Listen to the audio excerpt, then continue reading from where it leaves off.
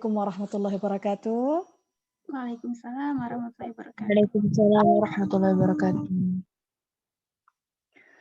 Alhamdulillah nahmaduhu wa nasta'inuhu wa nastaghfiruh wa na'udzu billahi min syururi anfusina wa min sayyiati a'malina. May yahdihillahu fala mudilla lahu wa may yudlilhu fala hadiyalah.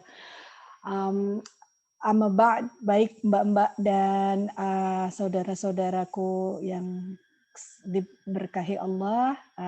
Terima kasih nih pertama sekali saya ucapkan atas undangan teman-teman dari kajian Muslimah Wageningen. Saya sangat mengapresiasi sekali. Alhamdulillah kita bisa dipertemukan Allah dalam kajian majelis untuk sama-sama mengingat mengingat kebesaran-kebesaran Allah. Semoga Allah mencatatkannya sebagai bagian dari amal kebaikan untuk kita semua. Amin. Nah, jadi pada sore ini di Indonesia ya dan pada pagi ini di Belanda saya dimintai untuk memberikan kajian atau sharing ya tentang bagaimana sih ketika kita sedang merasa lelah dan ingin menyerah. Ini topiknya sangat-sangat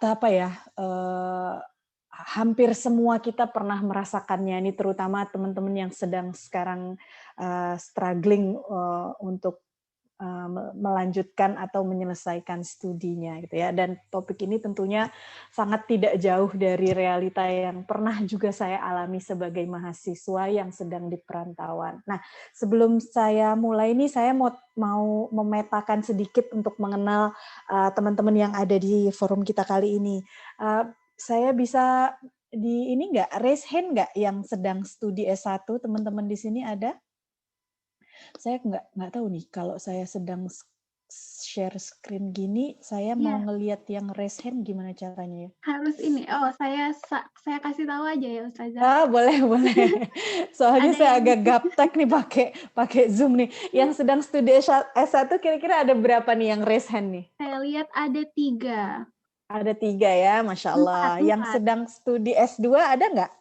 Banyak S2. ya mungkin ya?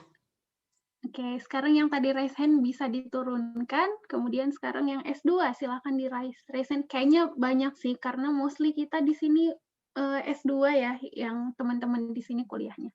Studinya S2 ya. Yang sedang studi S3 ada? Yang studi S3 ada saya, Ustazah. Oh, Masya Allah, Mbak Nur sedang studi S3 ya. Yang menjadi pendamping dari mahasiswa yang sedang studi, baik yang studinya sedang di Indonesia ataupun di luar Indonesia. Ada nggak? Kita lihat ya.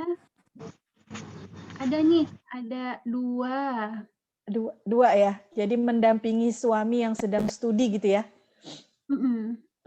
Oke, berarti ada campur baur nih. Nah, sekarang saya mau nanya, top 3. Silahkan di type di chat box, nanti Mbak Nur boleh bantu saya bacain ya. Hal yang paling melelahkan buat teman-teman yang sekarang sedang studi. Hal yang paling melelahkan selama proses studi. Top 3 apa aja tuh kira-kira? Wow, ya silakan teman-teman. 3 kata boleh. Oke. Kita tunggu karena mengetik biasanya butuh waktu ya. Di unmute juga boleh. Monggo silahkan. Oh iya. Monggo boleh, ternyata kalau mau di-unmute biar lebih cepat. Apa ya?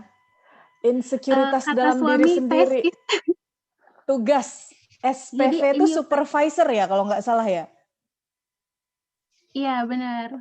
Iya. Suami tesis ya. Oh iya, Masya Allah. Ya. Jadi tugas yang paling melelahkan. Supervisor. Insecurity. Apalagi kira-kira? Menjaga motivasi. Betul. Ikhlas sama hasil, betul. Capek ya. Ikhtiar, capek. Tesis, bikin capek. Mengikuti standar diri sendiri, terkadang bisa bikin capek ya. Masya Allah, ini saya ngerti bener nih apa yang sedang dialami. Nah, terus kalau misalnya sedang stres nih, apa aja nih top 3 yang dilakukan ketika sedang stres dan lelah mental? Boleh di-share nggak? Ya, silakan teman-teman. Biasanya Biasanya makan sih. Oh iya, gue banget kalau itu. Tidur, masak, bener, make up, membaca, berdoa, Masya Allah, jalan-jalan, makan, nonton YT. YT itu YouTube ya? YouTube. Masya Allah. Olahraga, jalan-jalan. Wah ini udah kayaknya kita udah nggak perlu diskusi panjang-panjang nih. Kayaknya copingnya udah pada bagus-bagus nih. Um, Tidur, makan, berdiam diri, menenangkan diri, melihat senja. Waduh, Mbak Aulia nih romantis banget nih kayaknya nih. Istighfar, Masya Allah, tabarakallah. Salat, ya benar ya.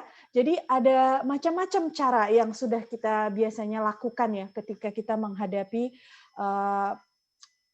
momen-momen stres ini. Dengar kajian, Masya Allah. Dengar kajian ini special ya, karena kalau kita berkumpul dalam majelis ilmu itu Allah yang menjanjikan akan turun rahmat dari malaikat mendoakan kita. Jadi ini realita apa ya yang sangat perlu kita hayati gitu ya. Meskipun kesannya kayak kok aduh kok nambah beban pikiran lagi, padahal enggak, ada there's a beauty in it gitu in kajian ini. Jadi kalau menjadikan kajian ini sebagai salah satu apa namanya solusi untuk mengatasi dan mengelola stres itu Masya Allah bagus sekali ya. Kemudian tadi ada yang terakhir saya lihat bertilawah, subhanallah. Jadi kita semua tuh punya coping yang berbeda-beda ternyata ya ketika kita sedang menghadapi stres. Ada yang pernah nangis nggak sendirian di kamar karena lelah fisik dan mental? Ada sih, yakin sering. Ada ya, ada ya. Ada yang pernah nangis di bahu orang lain ketika keletihan melanda? Belum punya. Belum punya teman ya? Belum punya. Nih saya mau lihat catatannya nih. Wadaw, adanya bahu jalan. Nggak punya, bahu boneka ya. Sering banget di bahu suami, Masya Allah, yang sudah punya suami biasanya tahu ini tempat kemana harus menangis ya. Nah, kalau saya nih, ini biasanya nih saya nih, ada yang merasa ingin menangis tapi buru-buru menepis air mata karena I don't even have time for this gitu ya. Udah nggak ada waktu lagi nih nangis, masih ada deadline berikutnya gitu ya. Jadi udah nggak sempet nangis lagi karena udah saking kebanyakan tugasnya gitu ya.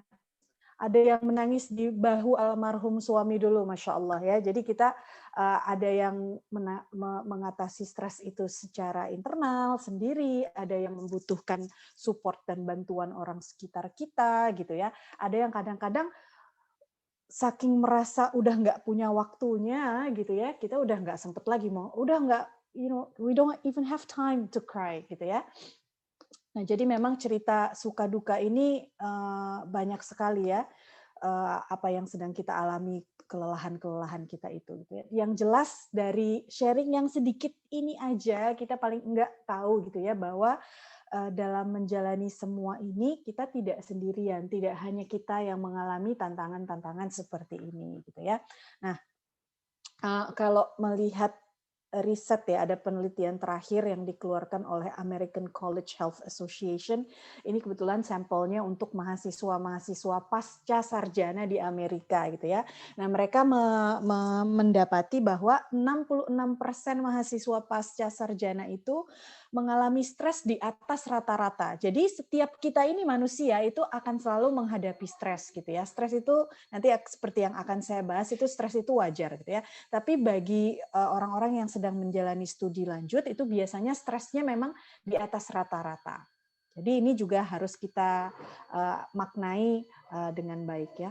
Nah, saya sendiri punya cerita, saya mungkin cerita sedikit aja ya tentang apa yang saya hadapi ketika saya dulu studi S3. Jadi saya itu kondisinya pada saat studi S3 mempunyai anak yang berusia pada saat itu jadi saya mulai studi S3 itu saya hamil anak pertama, kemudian dalam perjalanan studi selama 5,5 tahun, saya mempunyai 2 anak dengan jarak 2,5 tahun antara anak pertama dan anak kedua gitu ya. Jadi waktu di 3 tahun pertama studi saya, alhamdulillah lancar meskipun juga sambil ngomong anak gitu ya.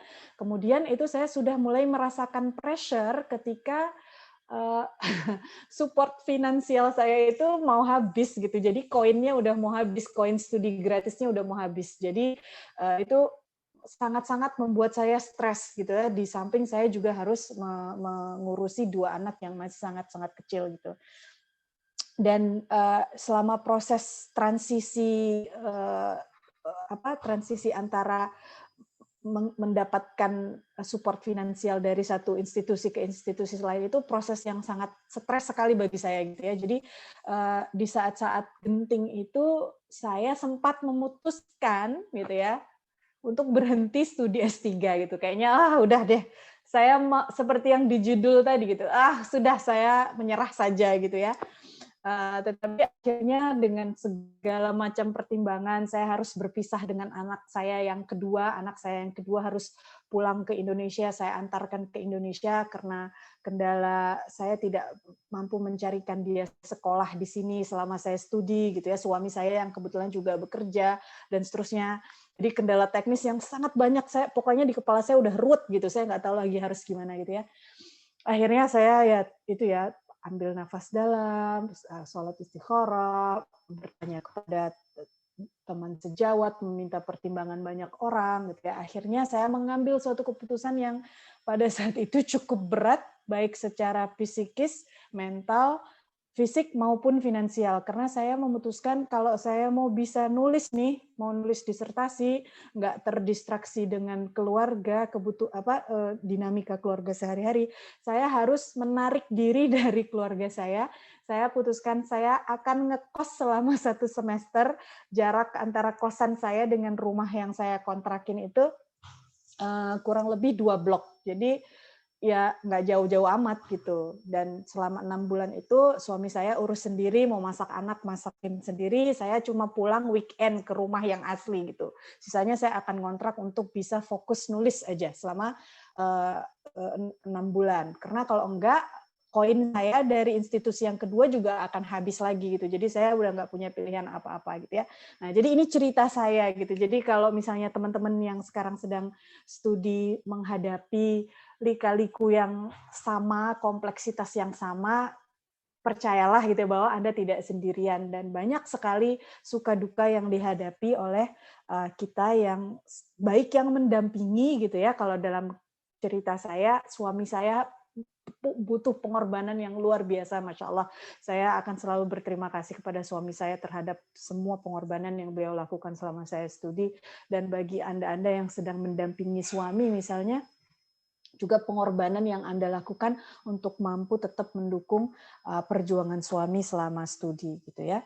Nah, jadi pada pagi ini dan atau sore ini di Indonesia ya saya ingin fokus kepada 4 hal ini. 4 hal ini yang akan kita bahas lebih lanjut. Yang pertama, ketika stres itu muncul, bagaimana sih cara kita mengenali tanda-tandanya? Apa sih sebenarnya stres itu gitu ya? Kemudian kalau kita udah tahu tanda-tandanya, gimana nih cara kita mengelola stres dan kesehatan mental kita supaya kita tetap nggak punya beban mental ini gitu ya. Kemudian yang ketiga saya ingin bicara sedikit tentang kembali ke tujuan awal. Ini penting sebenarnya. Yang keempat kita keterampilan teknis terkait mengelola waktu, terutama bagi teman-teman yang sedang studi. Tapi sebenarnya topik yang keempat ini nggak mesti hanya untuk teman-teman yang sedang studi ya sebenarnya ya. Bagi saya sendiri juga saya sampai saat ini sebagai ibu rumah tangga yang kebetulan juga bekerja, keterampilan mengelola waktu ini akan selalu dibutuhkan siapa saja gitu ya, meskipun itu ibu rumah tangga full time di rumah pun gitu ya. Nah, jadi yuk kita lihat satu persatu tentang keempat hal ini. Kita mulai dengan tentunya mengenali stres dan tanda-tandanya gitu ya. Stres itu apa sih sebenarnya? Kalau mbak-mbak dan ibu-ibu ini mau membahasakan stres itu kira-kira artinya apa sih? Monggo ada yang mau ngasih suara. Kira-kira stres itu apa yang ada di dalam pikiran kita kalau kita mendengar kata stres? Ustazah izin menyampaikan opini. Ya. Oh iya silakan. Ya kalau saya pribadi sih definisi pribadi stres itu banyak yang dipikirkan tapi tidak tahu mau dieksekusi yang mana. Jadi punya tekanan seperti tekanan yang tidak jelas gitu, banyak yang mau dikerjakan tapi bingung ini yang mana dulu gitu Ustazah. Betul. Waktu ngena banget tuh. Ada lagi yang punya definisi sendiri? Nggak tahu arah jalan, banyak pikiran tertekan, bener. Stres ya. Nah, jadi sebenarnya nih teman-teman, kalau kita mau bercermin dari kajian-kajian psikologi tentang stres gitu, yang satu hal yang perlu kita sadari, sebenarnya kita perlu merombak ulang pemahaman kita tentang stres ini gitu. Stres ada prinsipnya is not always a bad thing gitu. Tidak selalu buruk gitu stres itu ya. Bahkan stres itu adalah reaksi fisik dan psikologis yang normal ya terhadap situasi positif dan negatif dalam hidup gitu ya. Jadi kalau kita mau lihat nih waktu teman-teman yang sekarang sedang studi di Wageningen ini, dulu waktu baru aja dapat kabar, wah dapat nih beasiswa ke Belanda. Itu ada perasaan, itu kan event positif ya dalam hidup ya, berita positif dalam hidup. Tapi kita secara fisikis dan fisik itu muncul reaksi-reaksi yang sebenarnya stres gitu. Artinya apa?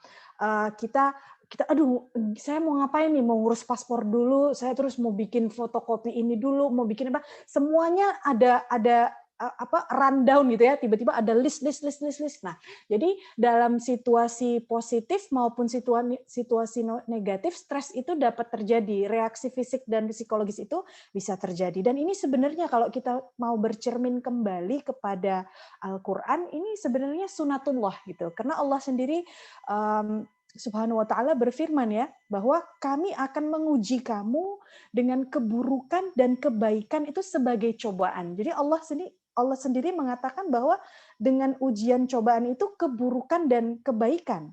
Dan hanya kepada kamilah kamu dikembalikan. Jadi Allah irji ya, konsep kata kembali itu.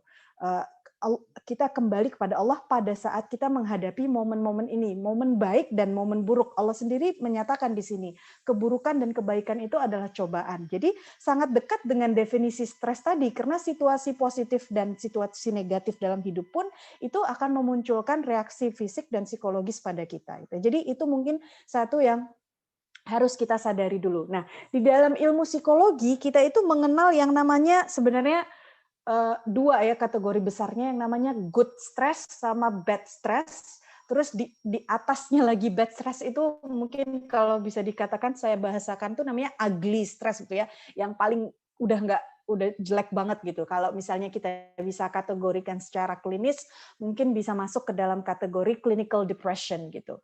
Nah, jadi kita lihat dulu nih ciri-cirinya apa gitu ya. Jadi kalau good stress itu adalah stres yang biasanya memicu motivasi dan memfokuskan energi. Jadi kalau misalnya kita mau ada deadline, minggu ini ada 2 deadline. Yang pertama, saya harus menyelesaikan paper kelas A, yang kedua saya harus bikin assignment di kelas B gitu ya. Nah, kalau itu assignment dan tugas itu adalah stresor gitu ya, yang membuat kita melakukan sesuatu gitu ya.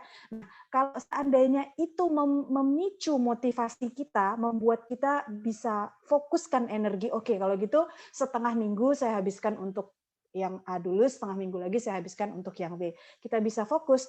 This is a sign of a good stress gitu ya. Jadi sifatnya jangka pendek, kita menganggap kita bisa mengatasinya, it feels exciting gitu. Jadi ada kayak semacam dorongan yang membantu kita untuk melakukan apa yang harus kita lakukan. Dan biasanya ini meningkatkan kualitas kerja kita. Everybody needs a pressure in their life to get going gitu ya. Karena kalau enggak, kita nggak akan ada daya dorongnya, hidup kita akan stagnan gitu. Jadi fungsi dari stres ini sebenarnya itu untuk bisa memicu, meningkatkan kualitas hidup kita gitu ya. Nah ini good stress tadi. Nah kalau saya lihat dari deskripsi yang teman-teman ajukan di awal tadi, itu adalah yang kita sebut bad stress gitu ya. Biasanya menimbulkan kecemasan, bisa bersifat jangka pendek apabila bisa diselesaikan stresnya hilang, tapi kalau tidak bisa ini berkepanjangan gitu ya. Jadi bisa jadi sifatnya jangka panjang. Nah, yang membedakan antara good stress dengan bad stress itu tadi, nggak tahu nih, aduh mau mulai dari mana gitu, semuanya tuh udah sembrawut gitu ya. Nah ini yang dimerahin ini, dianggap sulit dan tidak dapat diatasi. Biasanya disertai dengan perasaan negatif, menurunkan kualitas kerja, dan bila berkepanjangan, yang tadinya akut gitu ya, kalau istilah medisnya akut bisa jadi kronik. Kronik stres itu sangat tidak baik ya, karena bisa memicu masalah kesehatan fisik juga dan kesehatan mental. Jadi kita kena ke mental kita, kena ke fisik kita juga gitu ya. Nah, sebuah situasi itu dapat memicu good stress ataupun bad stress itu biasanya tergantung dari bagaimana seseorang memaknai situasi tersebut gitu ya. Nah, kalau misalnya nih saya kasih satu contoh ya, persiapan mau menikah misalnya bagi teman-teman yang udah menikah nih, persiapan yang mau menikah, kebayang nggak stresnya dulu persiapan mau menikah ya. Nah, kalau seandainya persiapan mau menikah ini kita ada konflik atau argumen dengan calon keluarga sebelah sana, sebelah sini gitu ya. Nah, kalau ada persepsi kita memaknainya ini kita tidak bisa mengatasi konflik ini, dia jadi bad stress. Tapi kalau ini kita anggap challenge, gitu ya, oh ini berarti harus ada yang bisa kita selesaikan bersama, dia akan menjadi good stress. Gitu. Jadi pemaknaan. Jadi kalau di dalam psikologi itu salah satu faktor terbesar dan yang yang impact-nya paling gede itu adalah bagaimana kita memaknai ulang sebuah stresor gitu ya. Jadi pemaknaan kita terhadap sebuah stresor itu menjadi faktor yang paling penting dalam menghadapi stres itu sendiri ya. Nah, kalau kita lihat bad stress tadi ya, atau yang bahasa psikologisnya distress gitu ya. Nah, biasanya itu meliputi 4 dimensi ya.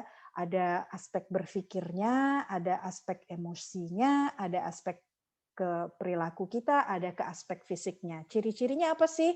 Tanda-tanda kita sedang bad stress itu mudah terdistraksi. Kalau kita udah susah mikir, nggak bisa konsen, sering lupa, nanya ini kacamataku di mana, padahal kacamataku udah ada di atas kepalanya gitu ya. Tadi udah makan belum ya? Tadi abis ini mau ngapain ya? Nah itu udah salah satu ciri-ciri kita susah berkonsentrasi.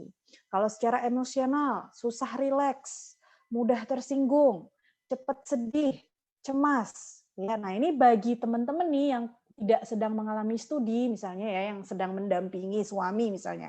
Kalau melihat gejala-gejala ini, kita nggak usah buru-buru baper gitu. Kita harus ngerti, oh ini mungkin sekarang sedang episode stres nih gitu ya. Nah, kalau keperilakuannya apa nih ciri-cirinya, tanda-tanda kita sedang stres? Ingin menyendiri, kesulitan menyelesaikan deadline, menyalahkan orang lain, mudah tersulut emosinya, suka bertengkar, cepat berargumentasi. Ini juga salah satu ciri-ciri orang yang stres. Ya. Fisik, ini saya paling sering nih ngerasain, hampir semua ini saya pernah ngerasain.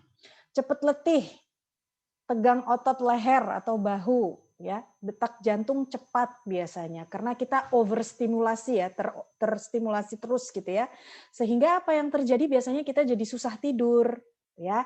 Kemudian reaksi stres itu juga menaikkan misalnya asam lambung kita sehingga punya gejala-gejala seperti mah gitu ya, atau nafsu makan yang tidak terkontrol. Nafsu makan tidak terkontrol ini bisa dua, bisa pengen makan terus gitu ya, atau malah nggak nafsu makan sama sekali. Nah ini reaksi-reaksi fisik yang berbahaya apabila tidak bisa kita kendalikan secara psikologis ya. Nah ini tanda-tandanya. Nah setelah kita mengenali tanda-tanda ini, pertanyaan berikutnya pasti ya, gimana dong caranya kita supaya bisa mengelola stres kita lebih baik, supaya kita lebih bisa sehat gitu ya secara mental.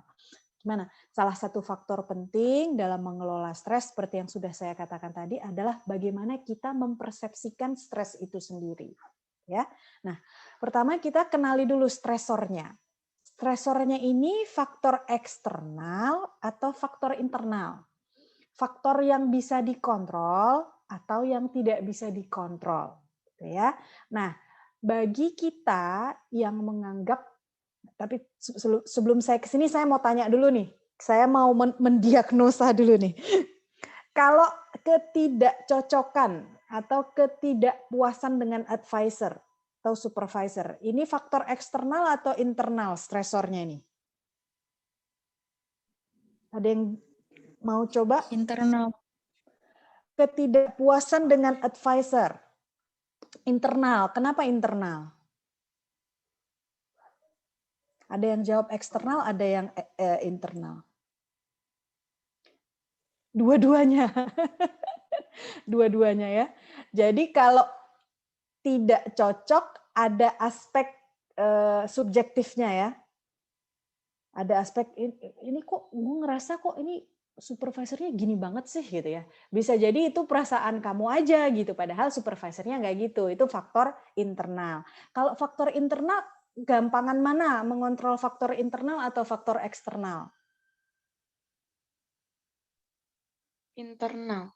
Internal ya, lebih mudah mengubah subjektivitas kita ketimbang mengubah profesor kita, benar nggak?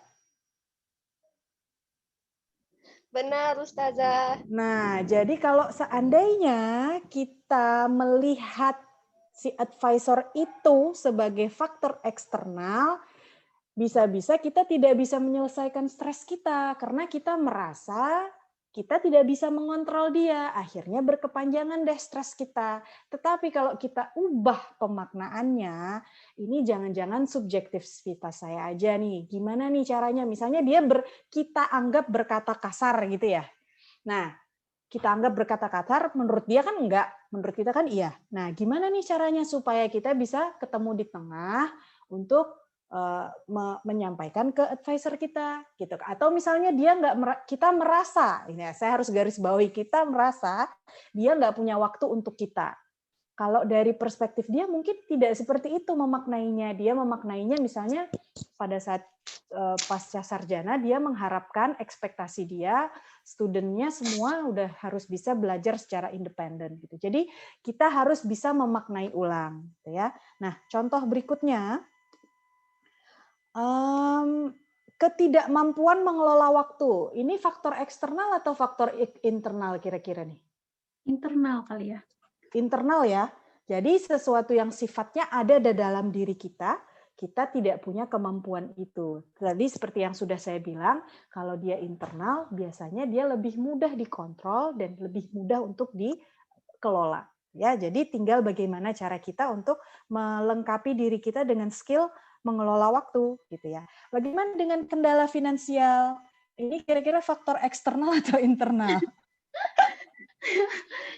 Dua-duanya mungkin. Kalau finansial? Karena kan tergantung style ya, gaya hidup juga gitu. Nah, gitu ya, betul ya. Saya tadi malah nggak bisa ngelihat itu sebagai faktor internal. Kalau bagi saya itu sih faktor eksternal ya. Kalau nggak ada duit, gimana saya mau survive gitu.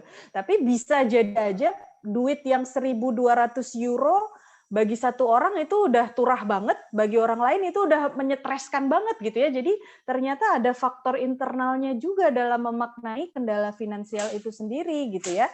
Nah, ini lagi-lagi bagaimana cara kita memaknai, mempersepsi sebuah stresor itu tadi gitu ya. Kalau merenggangnya hubungan dengan suami dan anak, kita nggak mampu menjaga work-life balance, ini faktor dari dalam diri kita atau faktor dari orang lain kira-kira? Abstain, Ustazah, belum punya suami dan anak. Abstain ya. Yang bagi yang sudah punya suami ini bisa didebat juga nih, ini karena kamu, ini karena aku, ini karena kamu gitu ya.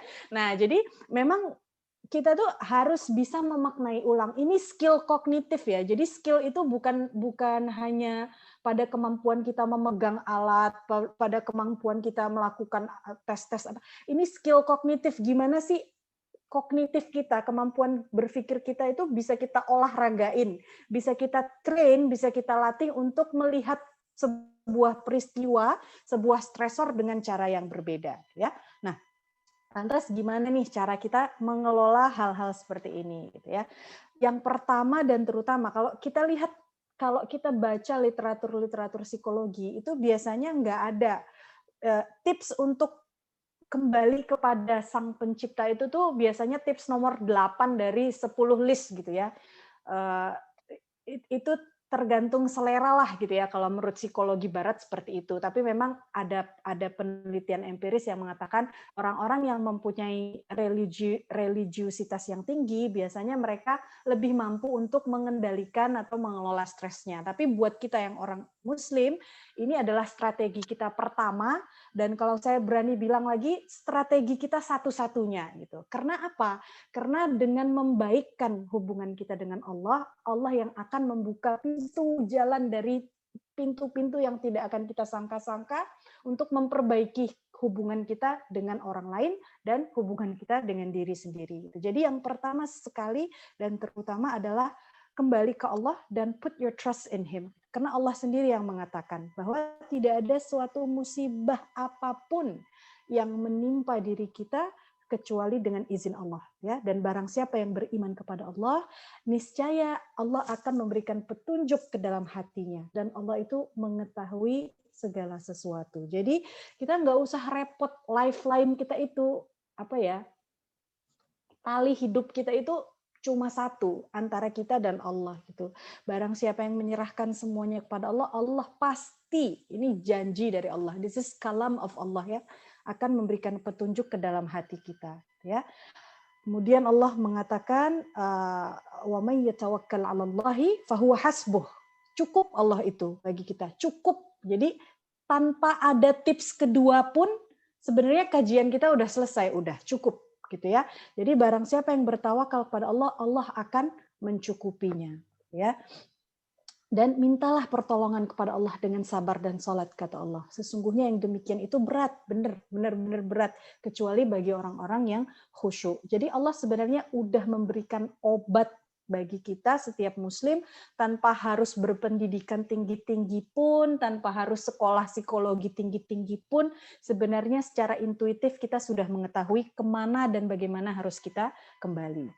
Jadi Allah itu tempat bergantung yang pertama dan satu-satunya. Jadi seluruh orang manusia di bumi ini pun ingin membantu kita mengelola stres kita. Kalau Allah katakan tidak akan membantu. Jadi ini sebenarnya tips sudah cukup, ya.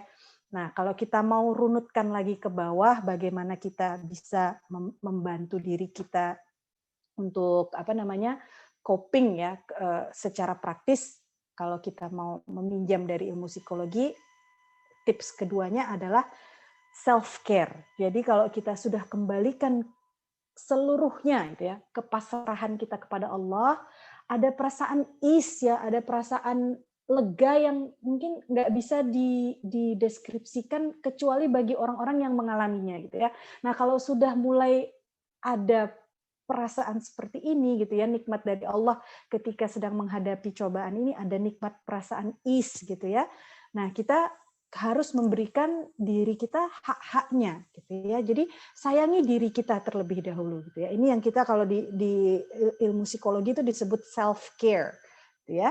Nah, yang pertama, usahakan berikan badan kita hak tidurnya gitu, ya.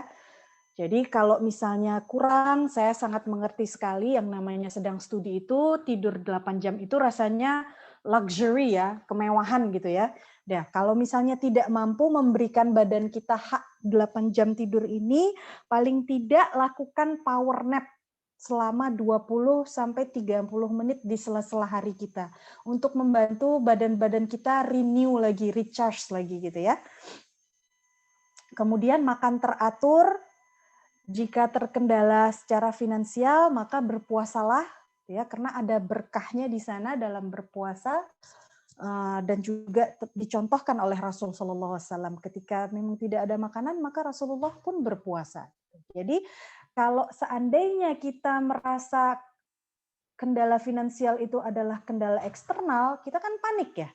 Tapi kalau seperti just look at the attitude of Rasulullah SAW, gitu, lihat bagaimana beliau bertindak ketika nggak ada makanan. Khair, tayyib, tidak ada makanan, alhamdulillah, maka saya akan berpuasa. Nah, ini juga kita memberikan badan kita haknya, ya. Olahraga ringan, Masya Allah, tadi saya melihat beberapa respon dari teman-teman mengatakan kalau sedang stres biasanya olahraga, ya. Nah, ini tuh secara saintifik tuh ternyata ada khasiatnya, Mbak, gitu, ya. Paling tidak 3 kali seminggu. Apa sih sebenarnya yang terjadi ketika olahraga? Olahraga itu merangsang dikeluarkannya neurotransmitter yang namanya endorfin. Jadi endorfin ini kalau keluar dari badan kita secara natural itu memiliki efek yang sama dengan morfin, ya. Jadi morfin ini kalau drugs, ya, sejenis drugs itu dia sifatnya meredakan rasa sakit. Biasanya kalau di rumah sakit untuk bius itu dipakai, ya. Meredakan rasa sakit, menenangkan pikiran. Nah, jadi makanya teman-teman yang udah demen olahraga, yang sudah bisa membudayakan olahraga sebagai bagian dari coping stres, ini baik sekali karena memang secara saintifik memang bermanfaat bagi kita. Bagi teman-teman yang belum membudayakan olahraga sebagai salah satu.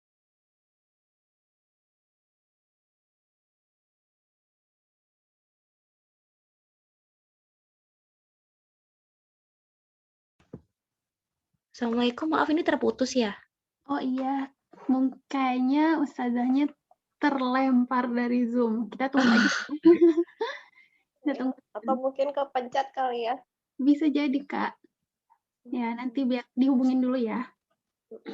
Ya asik nih ustazahnya, seru.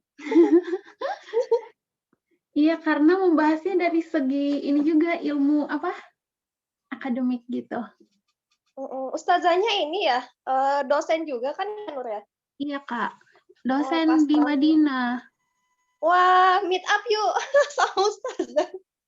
Assalamualaikum. Waalaikumsalam. Mohon maaf nih, kayaknya saya tadi kepotong deh, nggak tahu kenapa, mungkin koneksi saya kurang bagus. Iya. Oke, saya lanjut lagi ya Mbak. Iya silakan. Jadi tadi sampai olahraga ya? Iya, betul. Nah, jadi itu pentingnya olahraga gitu ya. Nah, yang berikutnya ini meluangkan waktu untuk melakukan aktivitas yang menyenangkan gitu ya. Oh, mohon maaf, share screen-nya kayaknya belum ya. Ulang ya.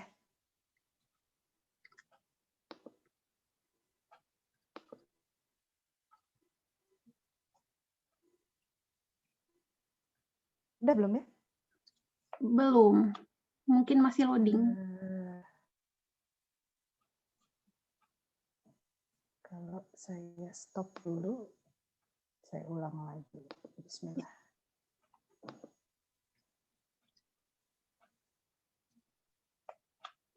Oh, tadi belum. Tadi kayaknya lag ya, nge-lag. Jadi saya ini ulang lagi deh. Bismillah. How about now? Yes. Udah ya? Oke. Nah, yang berikutnya nih setelah olahraga, ya teman-teman juga udah banyak yang melakukan ya. Kalau piknik gitu ya, ngumpul-ngumpul, luangkan waktu melakukan aktivitas yang menyenangkan. Kalau weekend diberikan haknya gitu. Jadi kalau kita udah capek semingguan kerja keras gitu ya, kasih weekend haknya. Paling enggak 1 weekend aja. Kayak sekarang saya juga misalnya setelah bekerja pun akan banyak sekali episode-episode stres gitu ya.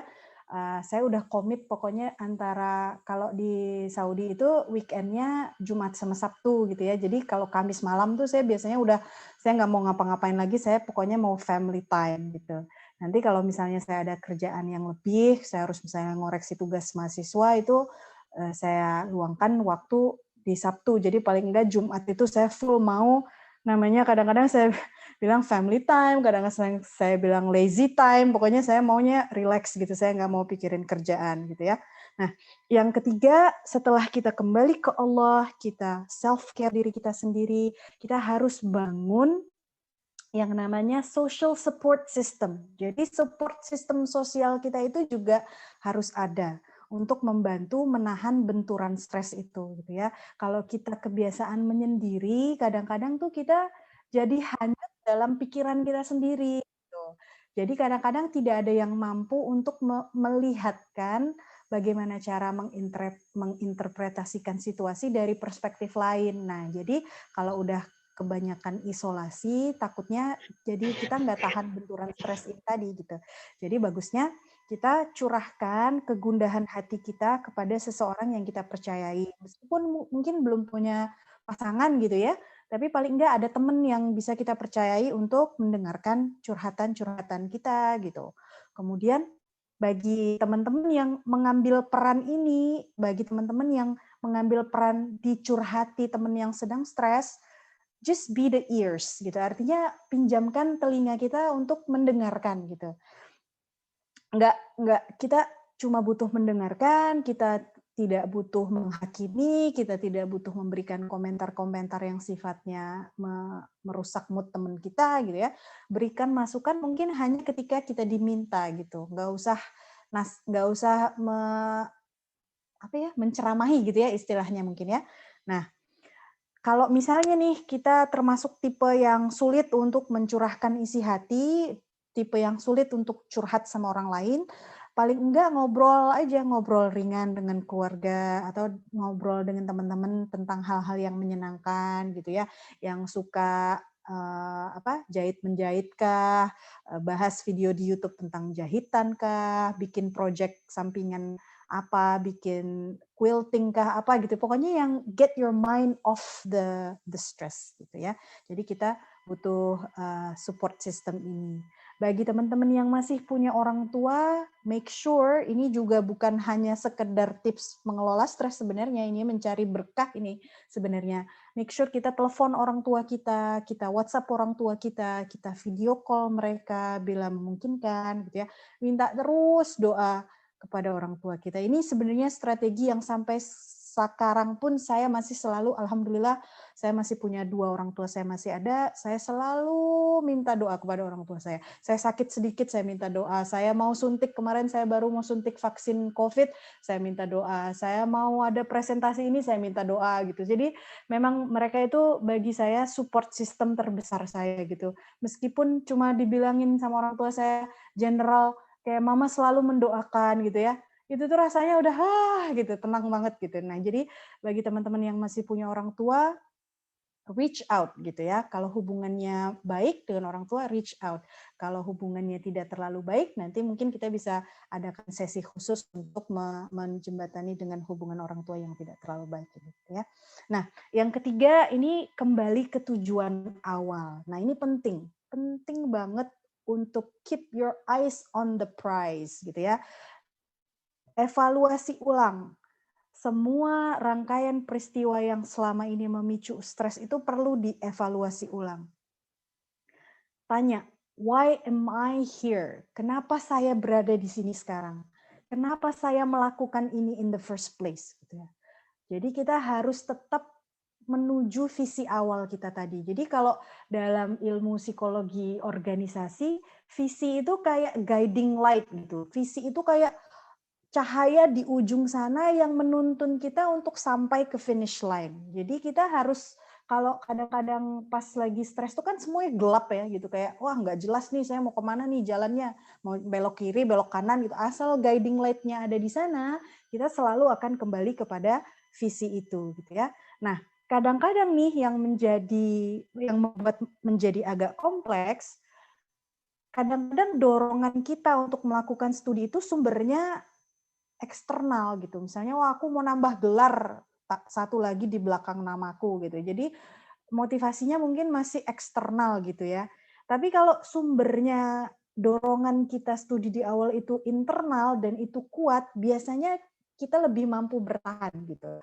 Karena kita visinya itu misalnya pertama menuntut ilmu di jalan Allah gitu ya. Menabung pahala untuk akhirat gitu, something that you cannot easily give up on gitu. Jadi kalau kita bisa keep our focus on this, insya Allah stres tadi akan menjadi turun lah gitu ya, tensinya gitu. Nah kalau misalnya dorongannya eksternal, misalnya wah saya dipaksa orang tua sekolah nih gitu kan eksternal gitu ya. Nah yang harus kita rubah mindset-nya, visinya yang kita adjust gitu supaya kita bisa tetap bertahan meskipun sedang menghadapi badai di lautan tadi ya. Nah, kalau visinya tuh udah mulai terlihat lagi gitu ya, maka kita bisa mulai menerapkan yang namanya skala prioritas. Jadi kita udah harus mulai bisa mengatakan enggak pada hal-hal yang tidak akan membantu kita untuk mencapai tujuan itu tadi gitu ya. Misalnya kita aktif nih ikut klub quilting gitu ya. Terus klub quiltingnya mau ada acara pameran apa gitu ya. Nah, klub quilting ini kan di luar dari jalur visi kita tadi gitu. Club quilting ini sebenarnya hanya mekanisme untuk menahan benturan stres bagi kita. Nah, jadi kita udah harus mulai bisa nih mengatakan enggak dulu deh, saya enggak bisa gitu.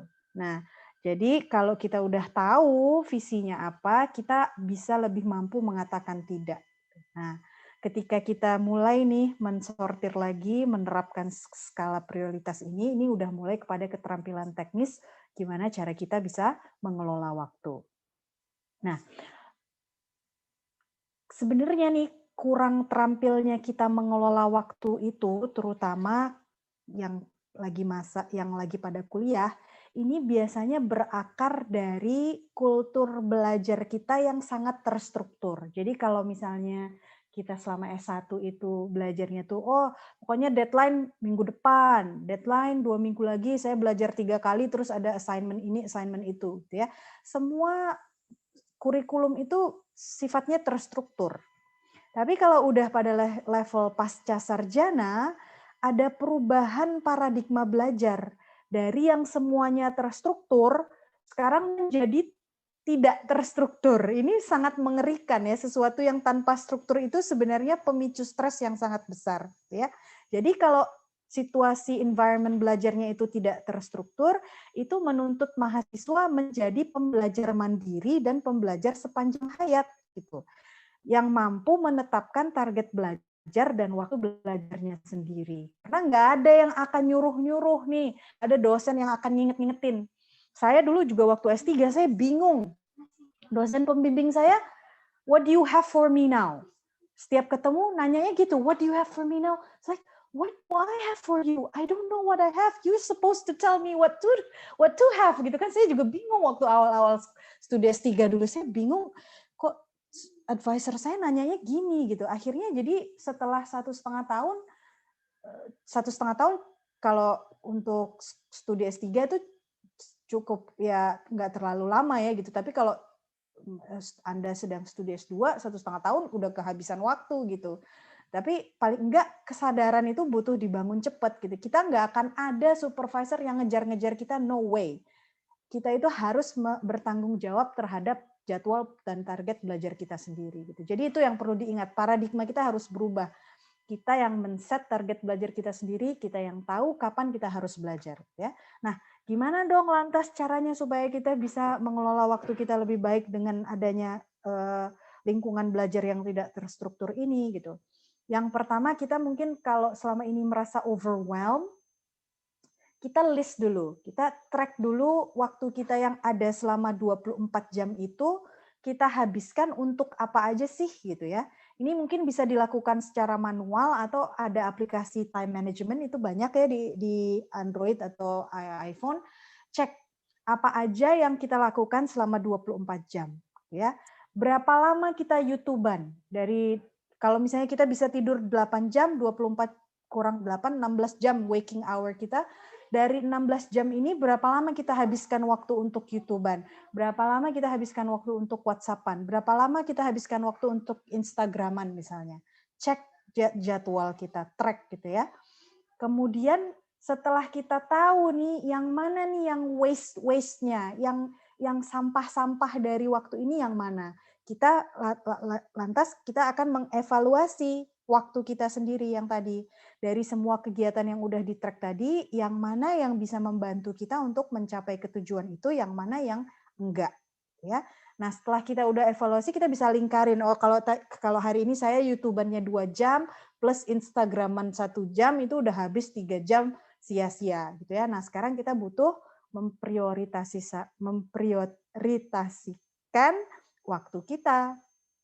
Ya, jadi prioritaskan pada hal-hal yang membantu Anda untuk mencapai finish line. Bagi yang sedang berjuang menulis di tesis atau disertasi, jadwalkan waktu menulis rutin yang nggak bisa diganggu-gugat layaknya jadwal kuliah. Jadi ini nggak bisa ditoleransi kalau ada yang mau ngajak main, mau ngajak pergi shopping, grocery shopping, nggak bisa. Oh, maaf, jadwal saya menulis gitu. Karena itu bagian dari prioritas ya. Kemudian buat target mingguan. Kalau nyelesain tesis 200 halaman itu tuh gede banget goalnya. Kita harus break it down jadi goal yang lebih kecil. Misalnya sehari 5 paragraf. Atau sehari saya akan baca 3 jurnal plus satu halaman rangkuman atau analisis 3 jurnal itu. Jadi buat target mingguannya. Dan setelah target itu tercapai, kita harus merayakan kesuksesan kita dengan menghadiahi diri kita sendiri. Hadiahnya bukan yang mahal-mahal gitu ya, maksudnya ya saya kasih waktu saya tambahan 1 jam YouTuber. Saya bisa WhatsApp-an dengan orang-orang yang saya sayangi 30 menit tambahan. Atau oke bisa piknik, oke bisa libur 2 hari gitu ya. Tapi tetap pada prinsipnya harus ada azas kebermanfaatannya gitu ya. Jangan menghadiahi dengan sesuatu yang sia-sia. Nah, kesimpulannya nih saya singkatnya aja ya. Belajar mengelola stres dan mengelola waktu di saat ingin menyerah itu dapat membantu kita untuk menjaga kesehatan mental kita. Jadi strateginya adalah menguasai teknik-teknik bagaimana cara kita mengelola stres dan mengelola waktu, ya. Dan terakhir yang ingin saya sampaikan, saya ingin meng-quote perkataan Nabi junjungan kita yang mulia, bersemangatlah dalam apa-apa yang bermanfaat bagimu, kata Nabi SAW, dan mohonlah pertolongan kepada Allah dan janganlah kamu merasa lemah. Jadi insya Allah saya cukupkan sampai di situ. Mudah-mudahan yang sedikit ini bisa bermanfaat dan saya kembalikan ke Mbak Nur untuk sesi tanya jawab insya Allah. Iya, Masya Allah sekali ya, ini sepertinya materinya ngena banget gitu ke saya. Terutama tadi ketika disampaikan waktu S3 ya. Saya juga sekarang S3-nya masih masuk ke bulan keempat, masih anak baru. Terus iya kayak gitu beneran, maksudnya ketemu supervisor ya udah, maksudnya ditanya udah nyampe mana, terus nyampe mana ya Pak? Saya harus ngapain? Iya, betul gitu. sekali. Iya, kayak nyambung banget. Oke, baik. Kita masuk ya ke sesi tanya jawab. Tadi udah ada beberapa pertanyaan yang masuk. Mungkin saya copy dulu ke chat biar teman-teman yang lain bisa baca juga. Sekalian saya bacain di chat. Oke. Pertanyaan pertama, bagaimana ketika merasa putus asa dalam mendekatkan diri kepada Allah? Ketika ada perasaan surut semangat dalam berdoa, sholat, beribadah pada umumnya. Seperti itu. Jadi kalau misalnya putus asa untuk mendekatkan diri ke Allah seperti itu, mungkin tipsnya seperti apa gitu ya? Iya. Baik, jadi ini Masya Allah ya, dalam setiap diri kita, kita akan menghadapi masa-masa di mana kita merasa jauh dengan Allah, di mana kita merasa dekat dengan Allah. Ini namanya naik turun ya, iman kita akan selalu naik turun, dan ini kita tidak perlu merasa berkecil hati gitu ya. Yang jelas Allah berfirman di dalam salah satu hadis qudsi ya, bahwa Allah itu seperti apa yang hambanya sangkakan gitu. Jadi kita dalam memulai mendekatkan diri kepada Allah, kita harus come dengan attitude yang, ya Allah, saya ini fakir ya Allah, saya tuh membutuhkan-Mu ya Allah, saya ini tidak sanggup, sekarang saya dalam kondisi sangat merasa jauh dari-Mu ya Allah, dan sungguh Allah, Engkau telah menjanjikan pada hamba-hamba-Mu bahwa Engkau itu dekat ya Allah, maka dekatkanlah aku padamu, dengan bahasa yang bahasa yang sesederhana apapun, if it comes from the heart, Allah knows gitu ya. Jadi kita nggak perlu merasa minder, dan Allah sendiri katakan di salah satu hadis qudsi yang lain bahwa apabila seorang itu melangkah kepada Allah dengan satu langkah, maka Allah akan datang kepada dia dengan dalam satu hasta. Ya, apabila kita datang berjalan, maka Allah akan berlari kepada kita. Jadi usaha yang kita lakukan untuk mendekatkan diri pada Allah itu Allah balas dengan berlebih kepada kita. Jadi yang kita butuhkan hanya just do the first step gitu. You come crash ya istilahnya kalau bahasa Inggrisnya. You come to Allah tuh dalam keadaan so beat up, so crash, so powerless gitu ya. Udah nggak ada energi lagi. In tears gitu ya. Tapi kita come, make your wudu, buka sajadahnya, make salah 2 rakaah, and then just pour it out. Just curahkan. That's the whole purpose of it.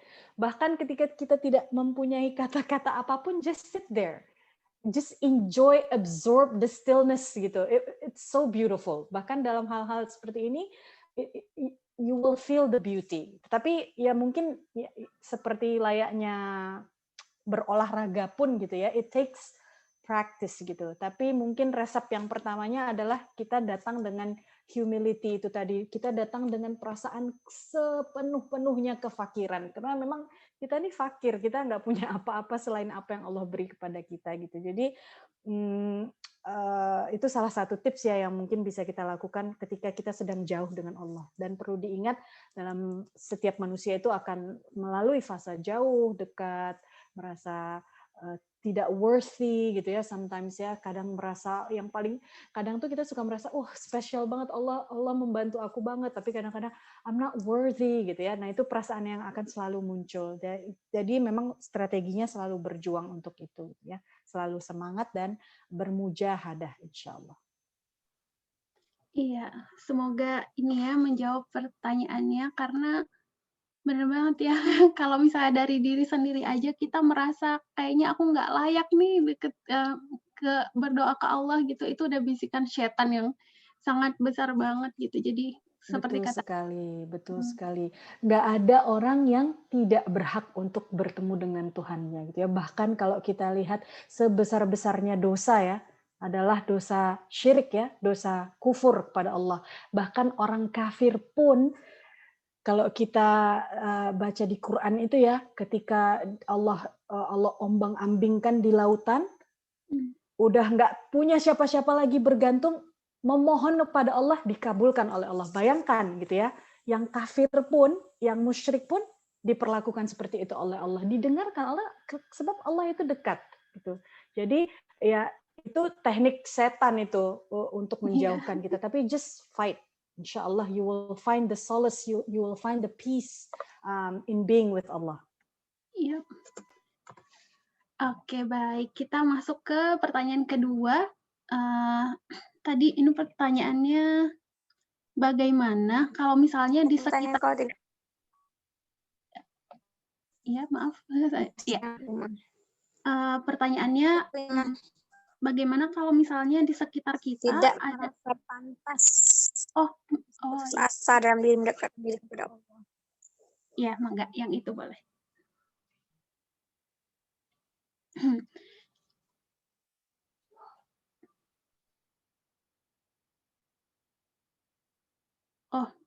Sebentar dulu, salah ya.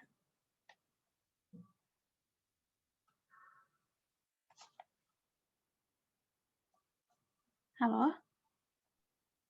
Ustazah live lagi kayaknya, Nur. Enggak, saya di sini. Ada. Oh iya. Ada. Oh iya. Saya Pertanyaannya ada beberapa, tapi saya pilih karena tadi ada yang ngechat duluan pribadi gitu ya. Jadi saya silahkan. Yang ini pertanyaan yang Masya Allah Ustazah, terima kasih materinya. Kalau Ustazah, kalau misalnya kita yang stres, kan insya Allah dengan ilmu yang baru kita pelajari di sini, kita bisa mengimplementasikannya buat coping kehidupan sehari-hari. Tapi gimana kalau misalnya orang-orang terdekat kita ada yang stres dan mereka belum punya ilmu coping kembali ke Allah? Apakah ada tipsnya gimana cara buat ngingetin teman atau saudara kita yang lagi stres itu? Gitu. Yang kesannya tidak menggurui. Ya, Masya Allah, ini memang trik-trik yang mungkin gampang-gampang susah ya gitu ya. Cuma kalau misalnya kita merasa cukup nyaman dan merasa dekat dengan teman ini, kita lead by example gitu ya. Kita nggak usah bilang, oh kamu harus gini, mendekatkan diri kepada Allah. Mungkin salah satu cara yang baik adalah dengan menceritakan pengalaman kita ya. Dulu saya juga pernah sebenarnya menghadapi hal yang sama gitu. Tapi Masya Allah bagi saya sholat itu sangat bermanfaat ya bagi saya sendiri gitu. Jadi kita kesannya tidak menggurui, kita just speak from our experience. Tapi kadang harus agak hati-hati juga untuk membalancekan terlalu bicara banyak tentang kita, karena sometimes ketika orang stres, they don't want to hear about any other person gitu ya. Dia, what are you talking about gitu kan? Jadi, nah kita harus tahu nih kira-kira di mana poinnya saya bisa masukin sedikit dakwahnya dengan pengalaman kita sendiri, and also know when to stop gitu. Tadi seperti yang saya sudah bilang, kalau kita mengemban peran orang terdekat, yang paling pertama dan terutama itu just listen without no judgment gitu. Karena yang orang stres itu kayak ibarat mangkuk gitu ya, penuh, harus keluar dulu semuanya. Jadi kalau misalnya belum keluar nih, kita udah isi lagi tuh jadi tumpah gitu. Jadi kita harus bisa mengambil peran pendengar yang aktif ini dulu aja gitu sebelum melakukan yang namanya dakwah gitu ya. Tadi saya juga katakan jangan terlalu banyak stylenya lecture atau menceramahi gitu. Just listen, be the ears gitu, insyaallah. Ya, be the ears ya. Karena kerasa juga kalau misalnya saya yang lagi stres, kalau cuman butuh didengerin aja gitu sebenarnya, nggak butuh diapa-apain gitu. Betul sekali. Oke, sekarang pertanyaan yang ketiga. Bismillah, izin bertanya, bagaimana caranya agar kita bisa kebal dengan faktor stres yang pernah terjadi kepada kita agar dia tidak terulang kembali gitu. Di sini dikasih contoh, misalnya saya jujur pernah terus-terusan kepikiran karena teman-teman sekitar banyak yang sudah menikah. Dan saya sendiri juga ingin menikah, tapi belum Allah izinkan untuk ditemukan jodoh sampai sekarang. Kadang saya berpikir, jodoh saja belum ada tanda-tanda, sedangkan yang lain sudah berjalan beberapa tahun pernikahan. Jujur saya iri gitu lah ya. Mungkin ini salah satu penyebab stresnya. Nah, saya tidak ingin hal itu terulang, stres karena belum menikah itu. Jadi pengennya biasa aja gitu ketika ada teman yang menikah ya udah gitu. Atau ketika ditanya orang lain kapan menikah, pengennya itu nggak usah dibawa stres. Nah, gimana sih cara mengatasi hal seperti itu? Seperti itu pertanyaannya. Iya bagus ya. Ini pertanyaan yang mungkin lazim ya, terutama bagi teman-teman yang udah studi S2, masih single, menghadapi tuntutan sosial dan tuntutan keluarga gitu ya. Ngapain sekolah tinggi-tinggi, nanti nggak ada laki-laki yang mau gitu ya. Udahlah kita berniat untuk mencari ilmu gitu ya, terus malah dikata-katain negatif gitu ya. Itu kan sebenarnya stresor semua gitu ya. Cuma ya seperti yang saya katakan tadi, fleksibilitas kita dalam memaknai kata-kata orang, memaknai cercaan orang. Nah, kita harus sudah mulai istilahnya otak kita ini udah kayak gimnastik gitu ya. Kalau kayak orang di sirkus-sirkus itu dia fleksibel. Kalau diserang begini, peng, otakku akan belok ke sini. Kalau diserang begini, peng, otakku akan belok ke sini. Jadi bagaimana cara kita memaknai itu semua. Nah, salah satu cara yang baik buat saya untuk memaknai tantangan bagi perempuan yang usianya sudah di atas ekspektasi sosial. Think about it this way. Okay, expectation is social expectation. But your qadr, your takdir is written 50,000 years even before this whole universe is created. You get this? Jadi ekspektasi sosial itu means nothing. Oke, karena takdir itu udah ada yang nulis. Do not worry, ya. Dan even if kita ini meant to be single in our life, meskipun di atas sunnah Rasulullah SAW bagi kita untuk menikah, Allah knows this, ya. Allah mengetahui bahwa kita sudah melakukan the ikhtiar on our side, right? Kita udah melakukan ikhtiar di sisi kita untuk melakukan tahap-tahap menuju pernikahan. Kita mempersiapkan diri kita mempersiapkan CV kita diperkenalkan dengan orang, kita melakukan ta'aruf dan sebagainya. We do our part. And then what? And then leave the rest to Allah. That's it. Jadi kita harus sudah bisa ya itu tadi mempersepsikan ulang tantangan-tantangan ini. Kalau ada yang setiap misalnya acara ini biasanya yang paling ditakut-takuti, saya pernah ngasih seminar persiapan pranikah buat teman-teman. Salah satu pertanyaan momen-momen yang paling menakutkan sepanjang tahun itu biasanya Lebaran ya. Karena itu pertanyaan-pertanyaan sejenis itu akan timbul, tapi insya Allah karena kita udah punya vaksinasinya nih, kita udah siap gitu. Jadi kita harus bisa mempersepsikan sindiran orang itu sebagai doa bagi kita, and then we know that there is a qadar for everyone. Jadi keriduan kita terhadap qadar Allah itu sudah mampu untuk melepaskan semua beban-beban dan ekspektasi-ekspektasi sosial yang dibebankan kepada kita. Insya Allah mudah-mudahan ini perlu latihan yang terus-menerus untuk menyiapkan mental kita kepada tantangan ini, insya Allah. Iya, Masya Allah. Sepertinya ini membutuhkan ilmu yang dalam, maksudnya lebih menanamkan ke diri sendiri tentang iman ya, iman terhadap takdir Allah seperti itu sepertinya. Betul. Oke, nah dari rundown sebenarnya kita udah lewat 10 menit. Jadi mungkin untuk pertanyaan masih ada 2 atau 3 ya pertanyaan. Tapi sepertinya karena karena waktu juga ya yang membatasi kita, mohon maaf untuk pertanyaan yang belum terjawab. Semoga sudah terjawab ya, semoga sudah bisa terjawab dari pertanyaan-pertanyaan yang tadi dan juga materi yang disampaikan, seperti itu. Sebelum ditutup mungkin apakah dari saya sekarang panggilnya Ustazah jadinya karena pertanyaan gitu. Jadi apakah ada kalimat penutup mungkin sedikit sebelum kita tutup? Baik, terima kasih Mbak Nur. Dari saya mungkin pesan saya ini tadi saya melihat satu pertanyaan menarik di akhir, bagaimana caranya menahan diri untuk untuk yang suka self injury gitu ya. Jadi mungkin sedikit ya bagi saya ingin tidak mengecilkan permasalahan yang terkait dengan depresi klinis. Jadi bila teman-teman merasa stresor yang muncul tidak berkesudahan dan tidak dapat diatasi dalam jangka waktu yang panjang dan sudah mempengaruhi kemampuan teman-teman untuk bisa berfungsi secara sosial setiap hari.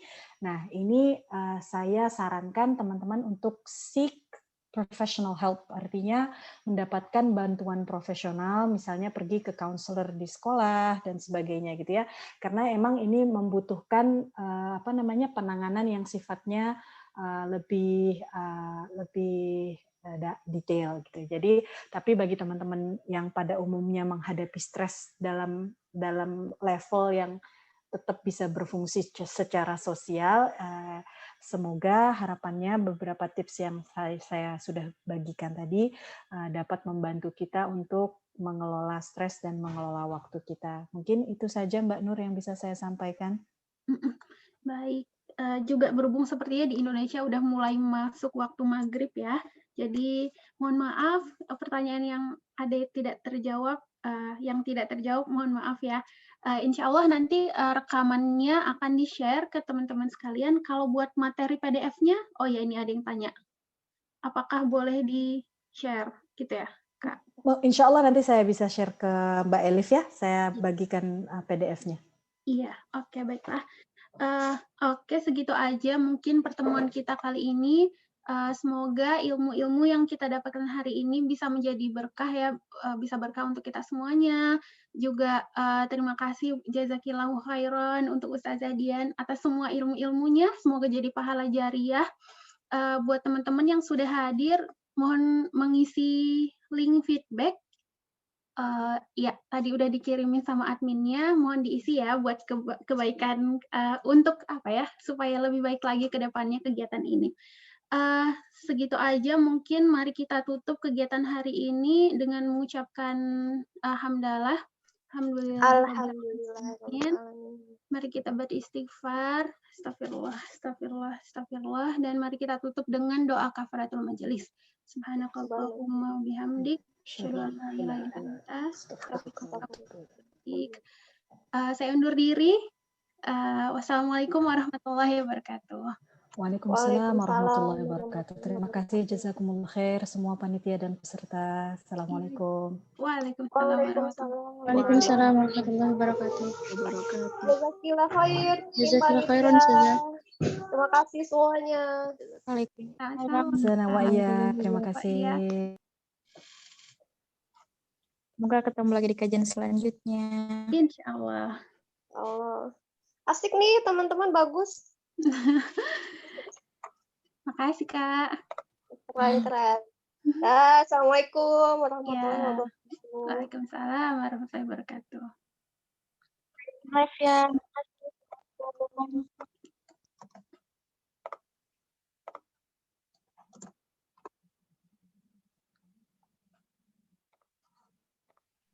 Jazakillahu khair. Assalamualaikum.